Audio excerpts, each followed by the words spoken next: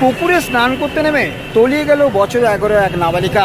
ঘটনা ঘটেছে ডোমজুরের বানিয়ার এলাকায়। এই ঘটনায় এলাকায় চাঞ্চল্য ছড়িয়েছে, শোকের ছায়া নেমেছে পরিবারে। হাওড়ার ডোমজুর বানিয়ার এলাকায় এখানে দিদির বাড়িতে বেড়াতে এসে স্নান করতে গিয়ে তলিয়ে যায় এক নাবালিকা।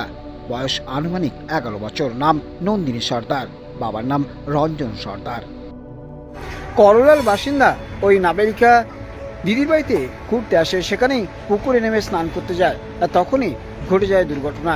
বেশ কিছুক্ষণ সময় তাকে দেখতে না পেয়ে খবর দেওয়া হয় দমকলে। পরে দমকল এসে জাল ফেলে নাবালিকার দেহ উদ্ধার হয়। পরে স্থানীয় হাসপাতালে নিয়ে গেলে মৃত বলে ঘোষণা করা হয়। ঘটনায় শোকের ছায়া নেমেছে এলাকায়। কল্যাণ অধিকারী, রাজনা নিউজ। জাল টেনে উদ্ধার হয় নন্দিনী দেহ।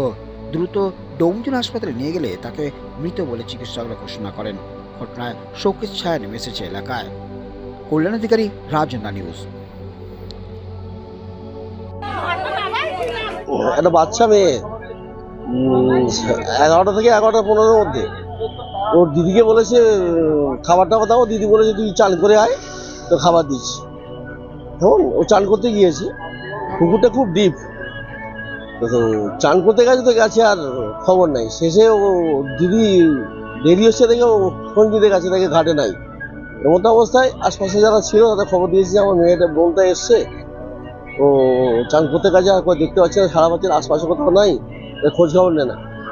তখন ওই আশপাশে কিছু ছেলে পুকুরে নেমেছে, নেমে আর পুকুরটা একটু ডিপ ছিল, সেই ডিপ থাকার কারণে ও ঠাঁই পায়নি। শেষমেশ ওই এলাকার প্রাক্তন পঞ্চায়েত মেম্বার আমি হাফিজুল শেখ আমার খবরটা দিল, তার এই হয়েছে। সঙ্গে সঙ্গে আমি আমার ওখান থেকে আইসিকে ফোন করলাম, আইসি ডক্টর পিএস এখান থেকে ভালো সাপোর্ট, মোটামুটি 10 মিনিটের মধ্যে এখানে ফোর্সে আছে। তৎক্ষণাৎ আমাদের লোকাল এলাকা থেকে আবার জেলে টেলে ব্যবস্থা করলাম, যেমন জাল টাল দিয়ে বাচ্চাটাকে উদ্ধার করা হয়, এখন হসপিটালে নিয়ে এসেছি। এখন কি পরিস্থিতি? এখন আমরা সিসি করলাম, তো কোনো রেসপন্স নাই, এক্সপায়ার হয়ে গেছে। আপনার নাম? আমার শেখ হাফিজুল, আপনি বেগরি বেগরি গ্রাম পঞ্চায়েতের প্রাক্তন পঞ্চায়েত সদস্য।